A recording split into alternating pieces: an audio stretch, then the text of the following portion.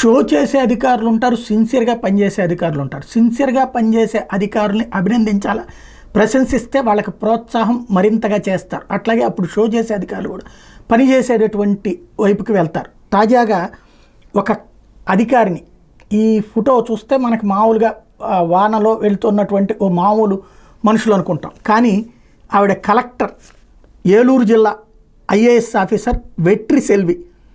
వాస్తవంగా ఈ వరదల ప్రాంతంతో వరద నీరు ఉగ్రరూపం దాల్చినటువంటి నేపథ్యంలో జిల్లా కార్యాలయంలో కూర్చుని మానిటరింగ్ చేయడం కాకుండా వర్షం కారణంగా ప్రజలు పడుతున్న సమస్యల్ని స్వయంగా తెలుసుకోవడం కోసం అని చెప్పి వేలేరుపాడు వెళ్ళారు. ఎక్కడైతే ప్రాబ్లం వచ్చిందో అక్కడ కారు వెళ్ళదని చెప్పేసి అవతల ఆపేస్తే మోటార్ సైకిల్ మీద వెళ్ళి వరద పరిస్థితిని సమీక్షించి తీసుకోవాల్సిన చర్యల గురించి ఆదేశాలు జారీ చేశారు.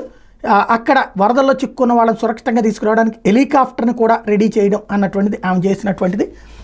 ఇలాంటి సిన్సియర్ అధికారులు రాష్ట్రానికి చాలా అవసరం.